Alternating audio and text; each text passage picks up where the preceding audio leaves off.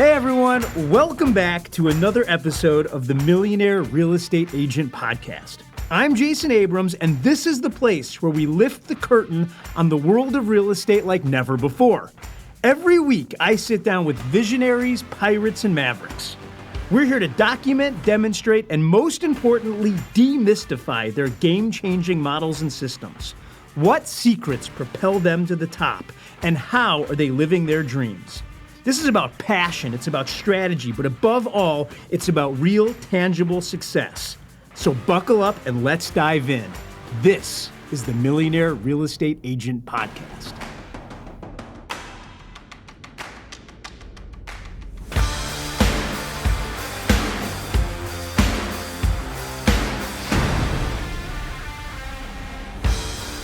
And you're back. Hello, friends. I'm happy to be here with you, and I am wildly excited about today. We are going to be covering all things real estate with none other than Ben Kinney. Now, if you don't know who he is the co-founder of one of the largest real estate teams on the planet and a tech entrepreneur. We are going to cover, I'm a new agent, how do I get into production, to I'm just bringing the first piece of leverage in my life, all the way through I'm the CEO of a 7th level company. It is going to be a wild ride. Buckle up, friends. This is Ben Kinney.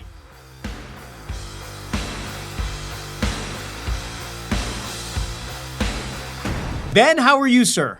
Awesome. Thanks, everybody, and thanks for inviting me. It's an honor to have you. Ben, I have the pleasure of knowing the story. It's easy, though, to start with where you are today. Looking back, I want to go a different route if you could. I'd like to start at the very beginning. How did you find residential real estate? I found residential real estate in kind of a interesting way. I was installing cable TV, and I show up at this lady's house. Her name was Paula. She was a school teacher. And she said, I just bought this place. And I looked at Paula and I said, I love your condo. And Jason knows this, but I grew up in a poor situation. I was in a single wide trailer with my mom, or this little tiny cabin with my dad, both of which was rented. They didn't own either one of them. And so I didn't really know a lot about real estate at that point. She said, it's not a condo, it's a duplex. So I looked at her and said, well, what's a duplex? She said, I own both sides. And being a little emotionally unintelligent then, and still now probably, I said, well, why didn't you just buy a house, Paula? And she said one of the most profound statements of my life and my career. She said, because the neighbor's rent covers 100% of my mortgage. And I thought to myself, this lady lives for free. And like, not only does she own real estate, which I had never had and my parents never did, but she actually owns real estate and she lives for free. So I left there with this idea that I wanted to do that. And I said, well, how do I do that myself? And she said, well, you need to go talk to a mortgage person. You need to talk to a real estate agent. So to make a really long story short, I worked with a real estate agent. He didn't do a great job. He kept trying to show me homes and condos, but I wanted the 2-unit thing. I wanted it for free.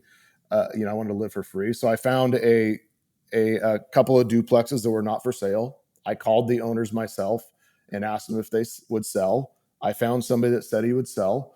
And I called my first real estate agent and said, hey, would you write an offer on this place? I want to offer $227 because I was approved at $230. And he said, it's too low. You'll never get it. So I hung up the phone, kind of discouraged. And funny enough, I only knew one other real estate agent. She was the wife of another cable guy, and she lived 3 counties south, Jason. And she happened to be a Keller Williams agent in the Keller Williams Everett office named Catherine. And I called her and said, hey, I found a place. The owner's willing to sell. It's not on the market. I want to offer $227. And will you make an offer? And she did. And the guy accepted without counter. And I bought the house for $227,000. And she got the commission, and I moved into my duplex. And when I moved into the duplex, I wanted this goal of living for free. And my mortgage was at 5%, which my mortgage person said was the lowest rate you'd ever see in your life, which a couple of years ago we learned that wasn't true. And my renters next door paid $1,200 and my mortgage was $1,210. So I didn't quite get my free, but within $10, I was right there. Well, Catherine, who, by the way, was and is a great real estate agent, still in my office today.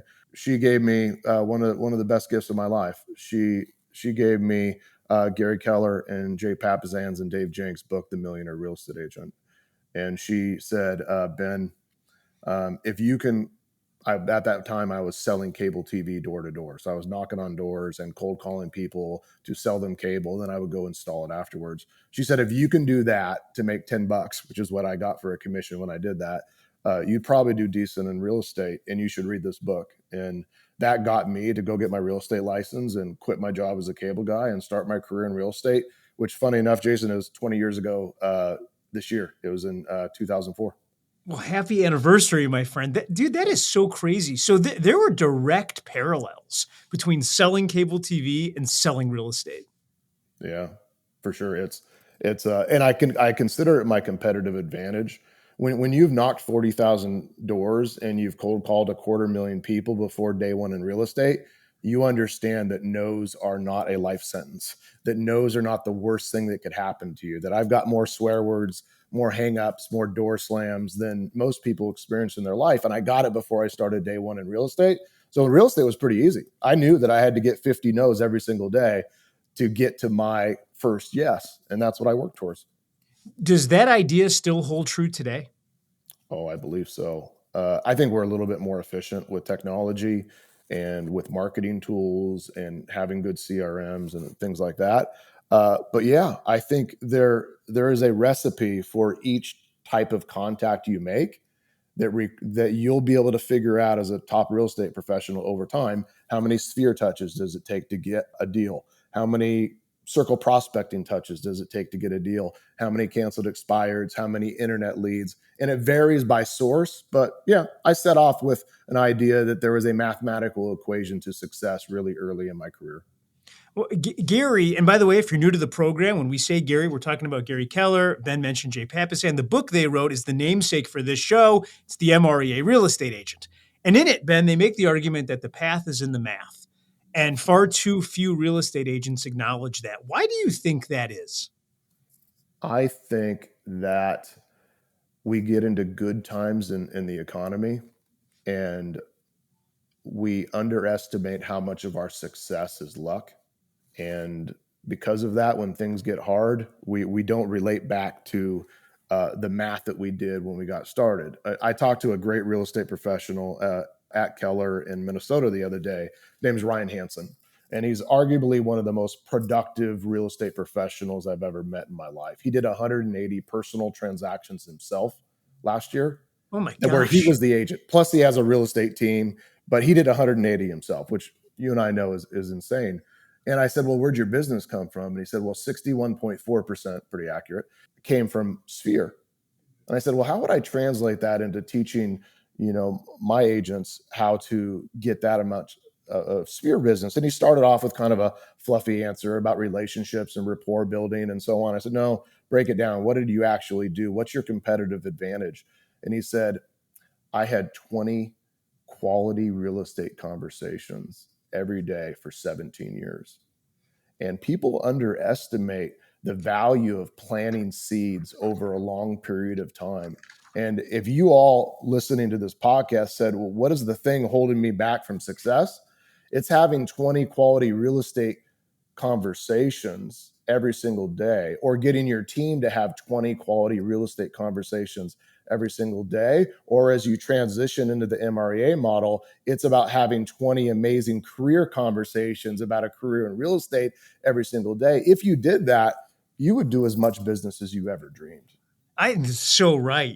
This idea that real estate conversations lead to either additions to the database or appointments. And appointments are going to lead to appointments kept, and appointments kept are going to lead to listings signed, and listings signed are going to lead to solds. And the reality is, Ben, if you live at the top of that funnel and all you did was think about the number of quality conversations, not contacts, but real conversations, you'd be light years ahead. Yeah, I did this something funny in my early in my career. As I tracked it, I wrote 1 to 100 on a piece of paper, and then I photocopied it. And every time I made a dial, I'd put a slash through that number. And every time somebody answered, I put an X through it. And every time I got an appointment, I would circle the number. And over days and weeks and months of doing that, I realized for me back then, it was 52 dials. I'd talk to 13 to 15 people and I would get one appointment. That was my ratio when I started. Over time, I needed to have less conversations to get more appointments because I became better at using my words and overcoming objections and presenting my value proposition. And it got easier. But in the beginning, it was 52 dials to generate one appointment. Well, so this begs the next question. Looking back, I guess on your anniversary day, you're looking back over 20 years. What's the cumulative knowledge you've acquired? If I'm a real estate agent today, what do I need to be doing? What if you could go back in time, I guess, what do you do different? If I knew now back then, I guess is kind of how we're answering that. I guess it would depend on where I'm at in my career. And I know that this is truly a podcast for business owners, people that want to move from being a salesperson to being a business owner, which is basically what, in my mind, what the MREA book teaches us is how to transform from being an agent to being a business owner. I would still break that answer down into segments of your success. Like for an agent that's new, if you're listening, or for a team owner that has agents that are new on their team, I would give one piece of advice. And then there's the middle group, and then there's the last group. Let's do it. Let's start with new, or I have agents on my team that are new. What do they need to know?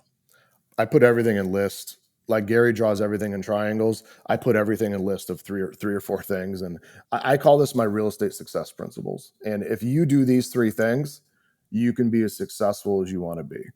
Number one, say the right things. So this is truly a scripts issue. And a lot of people don't like the word scripts, so I could rephrase that and say words that work. Can you figure out the words that work best for your business with the type of people that you're reaching out to? And if you're saying the right things, you can be successful in real estate if you do the number two and the number three thing. So the number two thing in the real estate success principles is say it enough times. So that is the job aspect of our world. I don't think a lot of people treat real estate like a job like they did in the career they did previously. Because our current job, if we showed up at 8 a.m. and we left early every single day, we would get fired. Yes. But we don't fire ourselves from our real estate business. We just leave early and we don't, count any actions from it. So what I tend to do in say it enough times is come up with a standard for my life on what I'm going to do. And on my team, it's simple. We all reach out to our sphere once a month. We all dial 100 to 150 people a day that we don't know or that are, maybe not our Mets, so to speak, as the MREA book would say. And then we all do 2 open houses a week. On top of those 3 things, we also follow up with all of our leads that are in our database, our internet leads, our sign calls, our hot and ready people. But if you did those things and you had enough conversations with those people, you could basically guarantee success in real estate if you were saying the right things and say it enough times. The third thing is have enough people to say it to. And that's really a leads issue. So if you don't have enough leads, then maybe you should join a team. If you have a team, you should make sure that you have enough leads going to support the people that are in your database, or have enough open house opportunities, or make sure they start on day one with their sphere list, or give them the tools to circle prospect or to door knock or whatever. But basically, it's those 3 things. If you say the right things, say it enough times, and have enough people to say it to, you can guarantee success in real estate. Everybody's going to sell 24 to 48 homes a year. Friends, I'm jumping in. I can't help myself. I was just going to let the tape run, but I'm listening to it and I'm sitting here in my office and I had to stop you. Do you hear the simplicity of what Ben is describing? I mean, the fact of the matter is that if you have the people to talk to, that you talk to them enough and you're able to provide value, you literally have the equation to go out and live your wildest real estate dreams. I mean, think about contacting every single person in your SOI once a month. Then spending the time in a TCPA friendly way, talking to 150 other people to make sure your SOI is growing, and then simply doing 2 open houses a week. The interesting thing about it is I believe that's an equation that anybody listening can go start tomorrow. It doesn't take some wild amount of information. You don't have to go make some huge capital investment. You don't have to do a rain dance and hope that works out. You just have to take the initiative. The genius of this system is the simplicity of the idea. I love it. Ben, it's crazy to me how simple the recipe that you just laid out is. And then I'm always left with the same question. That's so simple, and yet so many people will choose not to do it. And am I crazy, Ben, for banging my head against the wall and thinking I'm going to change that? I don't know. Doesn't it make you nuts? How'd you do in school, Jason? I've never asked you this, but like, were you an A student, a B student, or a C student? I got it. I took more of a 5-year journey through high school and graduated with a 1.8 GPA. Okay. They don't let people like me be lawyers or doctors, it turns out. So you and me, like I was pretty dyslexic all through elementary school, middle school, and high school. And I stuttered a lot. I was not an A student by any means. If I did good, it was a B for Ben. And I think some of the beauty of not being an A student is that we simplify things. And I think that people who don't simplify things end up complicating things to justify their inaction. Wow. And if you want to get into action, you simplify things. So how do we put things in the simplest list, in the simplest triangle? How do you make things simple so we could take action? That might be the secret to success. I love that. Gary's fond of saying that the best things in life are the most simple, and yet everything naturally wants to become more complicated. Especially when we get bored. When we get bored, we go and we start adding complications to it. Yeah. All right. So that's group number one. What's group number two?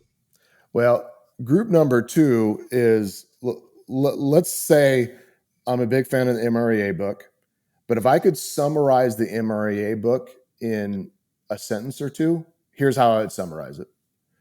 We must incrementally, step by step, remove ourselves from each aspect of the transaction based first on its equivalent hourly rate. That is what I think the MREA book stands for, meaning you must step by step get further and further away from the tasks that you could pay somebody else a little bit less to do so that you could free up your time to do things that generate more revenue for the business. That, in my mind, is the organizational model, the economic model, the lead gen model. That is what MREA means to me, as was taught to me by Gary and Jay and Dave.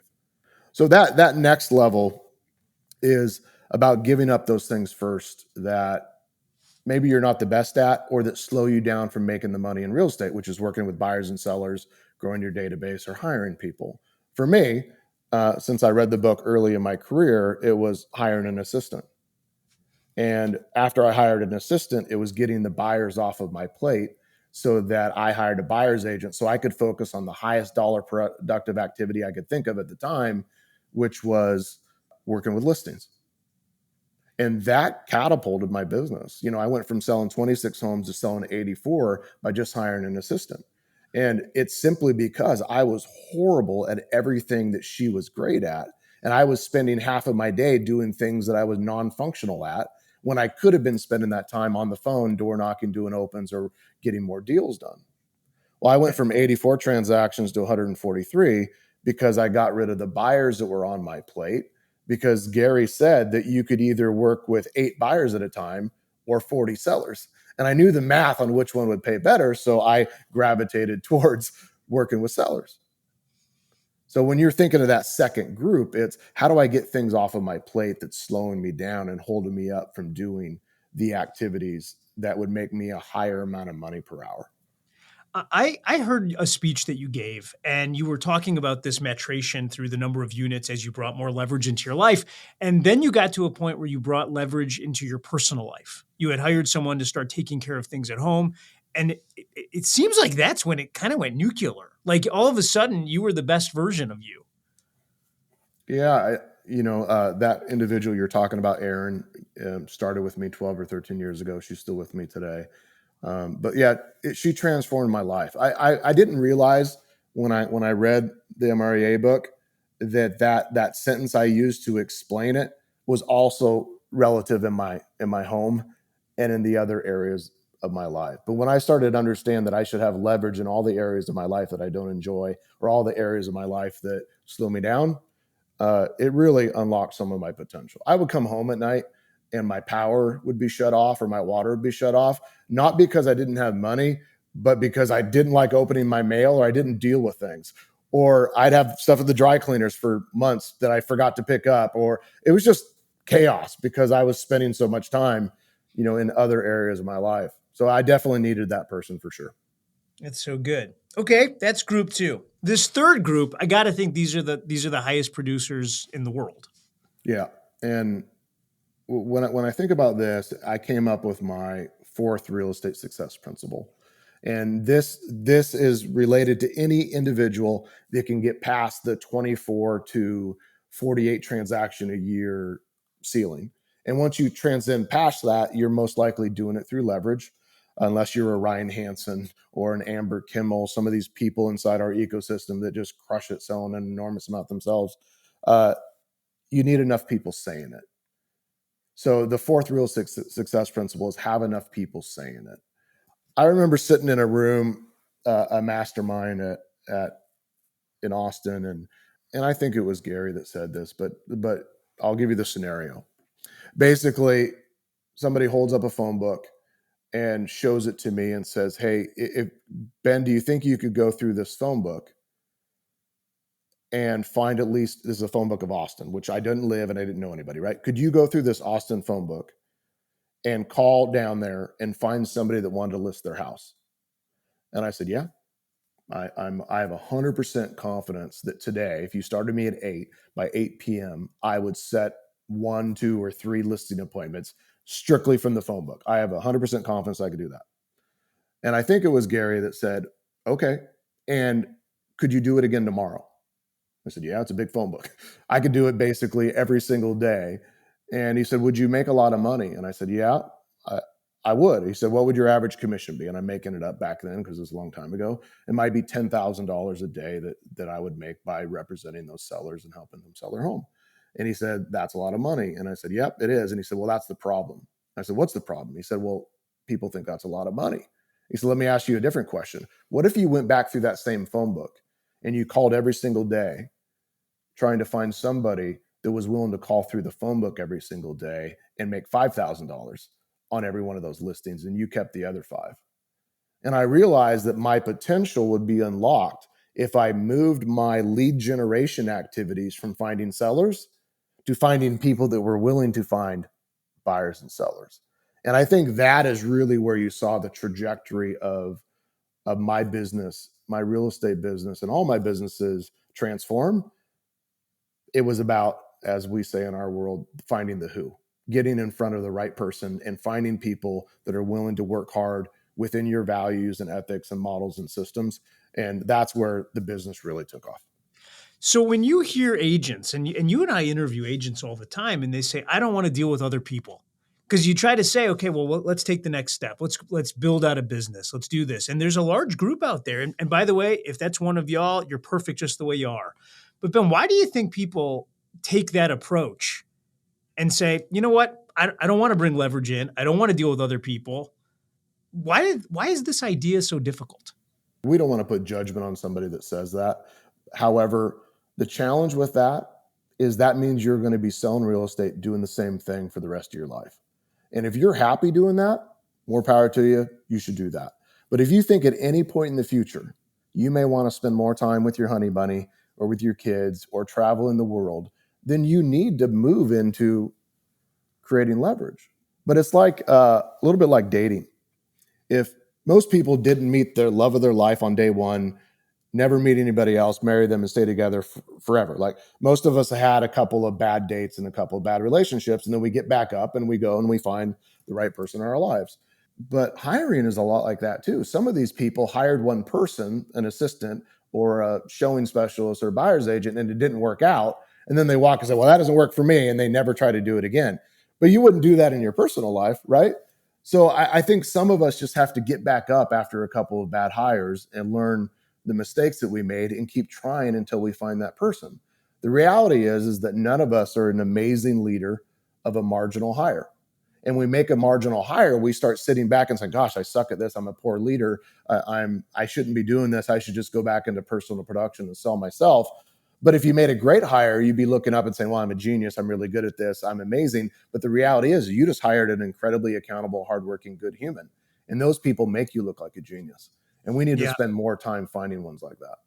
I think that's right. I don't think anyone succeeds or fails alone. And so when you look up and you're driving a car right now, probably you didn't build it. You're wearing clothes, you didn't knit them. Unless you're using a Flowbee, you're having someone else cut your hair. So the fact of the matter is you're all living wildly leveraged lives. Why you decide to draw this line and say, well, it's okay to have leverage in some parts, but not others. That's where I get confused because the model is the same. I wake up every day with problems. I either solve them with my own time and expertise or I pay someone else to solve them. It's just that simple. As you look up now, this market's different than the last market, which is going to be different than the next market. And you have found a way to be successful regardless of what the external market conditions are. For my friends out there that are feeling the shift and are waxing poetically about how great it was 2 or 3 years ago, what do you tell them? What's the key to thriving through no matter what the market condition is? Yeah. Can I give you another list? Please. Yeah. I have what I call like my fiduciary duties of a CEO. And for those listening to this podcast and building a big business, there's really 4 things that every CEO needs to do, especially during this time. And number 1 is find and attract talent in sales and operational roles. And you need to be consistently doing that. You got to be consistently building your bench because you never know when people are going to leave or get pregnant or die or move away or leave you or quit or like you always need to be filling that. And if you knew the market was going to go down 30% and you added 30% more agents to your team, you actually were fine last year. But if the market went down 30% and you kept the same team in place, you probably went down 30%. And that's a challenge or a problem. The second duty of a CEO, which I think a lot of people mistake, especially those that hire a whole bunch of people really quick, is we have to get our people into production as fast as possible. Whether that's a TC or a VA or an admin or a sales agent on your team, we got to get them into production as quick as possible. In fact, my very first hire, Jolene, who's still with me today, 18 years later, Jolene created an agent launch program for us called our 86-day plan. And our 86-day launch, I asked her once, I said, Jolene, why is it not 90 days? And she said, because if they don't do what they're supposed to do, I 86 their butts off the team. Wow. Which kind of cracks me up. And but really, it's a recipe for success where agents who join us have to go through a specific plan in the first 86 days that guarantees they're going to be having pendings and listings right away so they don't, in 3 months or 6 months, go quit and get another job. So if you can get people into production as fast as possible, you're doing 2 of the 4 duties of a CEO. Number 3, you got to retain the people that are producing at the highest level. So often we bring people into our world and we look up one day and they come in and say, hey, I know you fixed my car when it broke down and you bailed me out of jail when I got arrested and you helped me out when I was having a hard time and you listened to me cry and you helped me pay off my debt and all that kind of stuff. But now I'm going to go do this on my own. Thank you for everything. And it feels like a heart in our chest. All of us have been through that. But here's the reality is that most people, when they leave us, look up and say, I want to be Jason. But working with Jason, I don't see a pathway to becoming Jason unless I leave Jason. Hey, I want to be Ben. I want to have what Ben has, but I don't see a pathway of doing that while staying in business with Ben. So we got to make sure that we're building a world that's big enough that our people can have what we have and do what we do. And if not, we should expect everybody in our world to leave. So I think one of the duties of a CEO is to make sure we're providing opportunities and value props that keep people tied in and rewarded for their loyalty and commitment to the business that they're associated with. And that is a duty of all of us. And maybe you even say, here's the 5 people in my organization. What is my retention plan for the first person? What is my retention plan for the second one? What's my retention plan for the third? Understanding that the first person just wants recognition and the second person just wants more money. And the third person just wants prizes, iPads, and trips. And, the fourth person just doesn't want to be fired. And you have to figure out what is their motivation and what is going to make them stay in your world for the longest period of time. And that's our duty as a CEO and a leader to figure that out. And the last duty of a CEO, of a leader, it's the worst one. I call it the boring stuff. It's making sure your business has a budget, a P&L, good contracts, legal agreements, great marketing, great design, your technology is implemented, your systems are in place, you have a great listing presentation, a buyer consult, you have scripts and dialogues that all your team does. John Maxwell says systems make the ordinary extraordinary. Do you have a system for every single thing in your business? And that is our duty as a CEO, is to provide the recipe for success. We're basically building little McDonald's franchises where people get to come in and make the perfect cheeseburger. I like cheeseburgers, so that's why. And they come in and build that perfect cheeseburger. That's our duty as a CEO, to provide those things. If we're doing those four things, the market shouldn't affect our business. We could go up and down as the number of units decrease, but we should still be outperforming everybody else in our market. And if we're not, I bet you one of those four things is broken, if not two or three. I think that's genius. I love the simplicity of that. I got one more question, and then I'm going to invite you to our lightning round. 20 years in the real estate industry is an awful long time. And there has to be days when you just don't feel like doing it, because I'm yet to interview anybody who wakes up and feels like Superman every day. Ben, someone listening to our show today is having that day. On those for you, how do you get through them? How have you persevered? That's such a good question, Jason. Somebody asked me once why I didn't sell one of my businesses that I own. And I looked at them in the eye and I laughed. And I said, honestly, because nobody called me on the right day. Because there's probably lots of days I would have said, you know what, you can freaking have this thing. I'll pay you, actually. So that's one answer. But here's the real truth. When you invite people in your business that you care about outside of yourself, you get up on the days that you don't want to get up. And when I started bringing in people like Jolene and Tamara and Jacqueline and all these amazing people that I call my friends and partners, on the days I don't want to show up, I still show up, because it's not about me. And I think a lot of people have that when they have children or they have a spouse or they have, a bigger why in their world. I didn't have those things, but I had the people in my organization that made me show up when I didn't want to. And then my last comment on that, Jason, would be wanting to quit is natural and wanting to quit is normal. And I don't know anybody that performs at a high level that doesn't wake up some days and say, this is BS. What the heck am I doing? I should go sell watermelons on a beach in Costa Rica. And once you realize that, and you put yourself in masterminds and communities and with a coach that makes you feel normal when you're going through those emotions, you can persevere. But when you stay hidden in your closet and your bedroom in the dark or whatever it might be, and you're just kind of wallowing and you can't find other people to say, oh, this is actually normal, it feels a lot harder. But once you realize that all of us want to quit and all of us think this is BS sometimes, you're like, okay, if they push through, so could I. And we keep going. I love it. Ben, you are not allowed to steal my watermelon in Costa Rica plan B. I have the patent on that one, and I can't tell you how close I am, my friend. We want to invite you to the lightning round. This is where we will ask you a series of questions. We want the first thing that comes to the top of your head. Ben, Kinney, will you join us? Oh, I would love to, and it's scary. Ben, what is your favorite color? Blue. What is your favorite food? Cheeseburgers.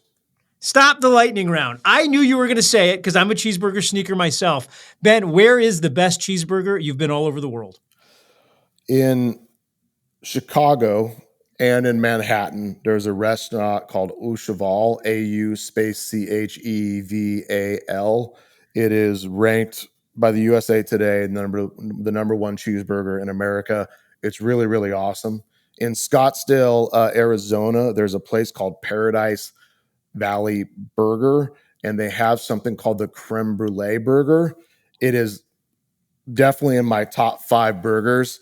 I have actually a photo album in my phone, Jason, of my favorite burgers that I've ever had. In London, there's a place called Burger and Lobster where they literally serve a whole lobster and a cheeseburger on the same plate, which is incredible. So I have a handful of favorite cheeseburgers around the world. But I could also be perfectly happy going with you to In-N-Out and just crushing an In-N-Out burger or a Dick's cheeseburger in Seattle. Like a simple one wrapped in paper is also really good for me.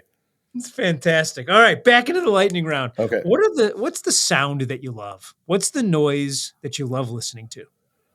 You know, I spent a lot of time in the wilderness and in the woods. In fact, remember that time that you and I were chasing emus up a road in Texas? Yes. I remember that the other day. You know, the first couple days that you're in the woods, you don't really hear anything. But on day 3 or day 4, you start hearing the chipmunks and the squirrels, and you start hearing the birds rustling, and you stop looking at your phone, and you start hearing the woodpeckers, and you hear the footsteps, and you just really start hearing the water trickling and the wind blowing in the leaves. And being in the woods after a day or two, when my mind is clear of the work and the stress and the life, I love hearing what happens in the wilderness when I'm just perfectly silent standing there. I love that. What's your favorite movie? Good Will Hunting. Stop the lightning round. Dude, you're the third person to mention. That's a great movie. It's one of the best movies ever. I would also say Rad, which is an 80s BMX movie, and Red Dawn. It was like the Russians and Cubans invade America. So those three.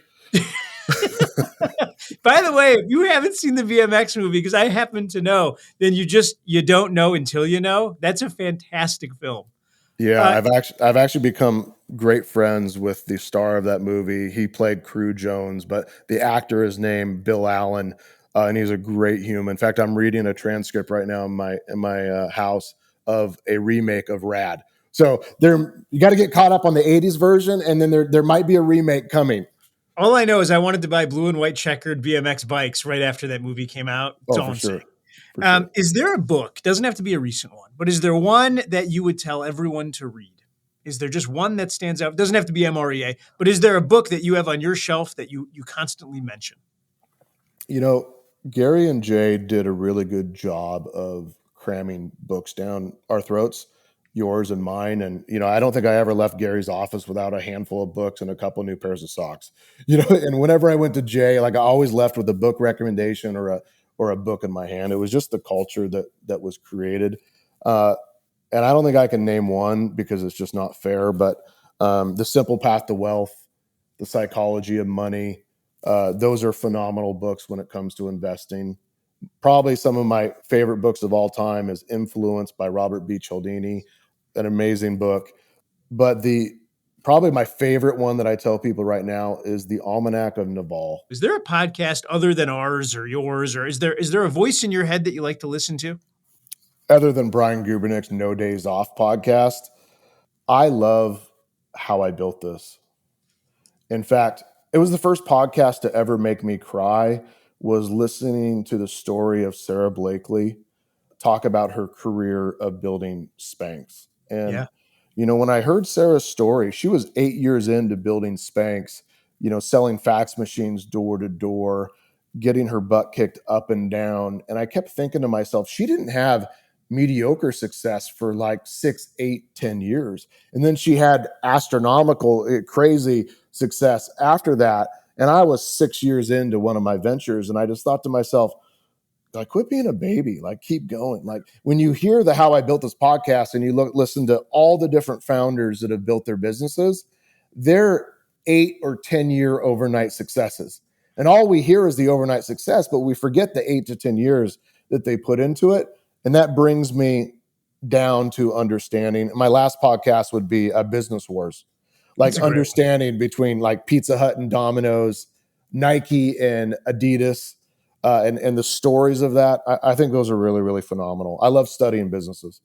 I think it's so interesting. Whenever I hear Gary or Mo talk about Keller Williams, they'll say, and from 83 to 89, this happened. And then 89 to 99, this happened. And then 2000 to 2020, this and you're just thinking, oh my gosh, over 40 years, this thing is born. Because it's easy to look up and overestimate today and underestimate the value of time. That's right.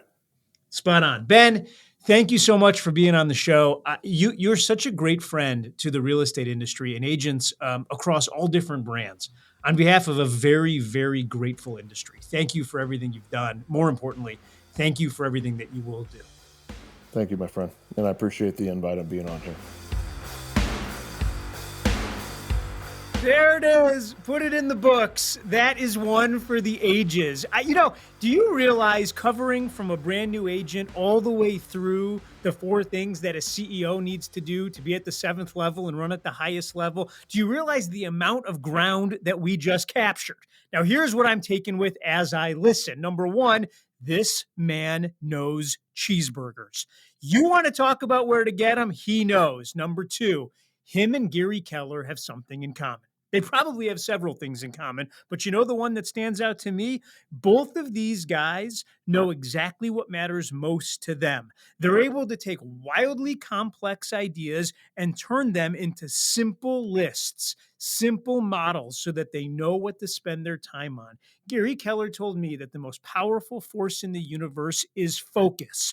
And when a person focuses on something with complete intentionality, anything is possible. I want to tell you something, and I want you to believe me.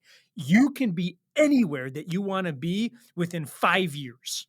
I promise you that's true. Listen to Ben. This dude is making phone calls and installing cable TV. He has now climbed the mountain that is residential real estate. Gary Keller is literally sitting there when the market is imploding in the 80s, trying to figure out what to do. 5 years later, he's the number 1 broker in Austin, Texas, never to give that title back, even to this very day. You can be anywhere you want to be. The question, will you spend enough time to figure out exactly what needs to be done? Then, will you have the time and the focus to do it?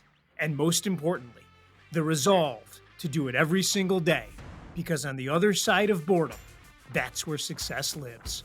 Friends, go forth and do likewise. There it is.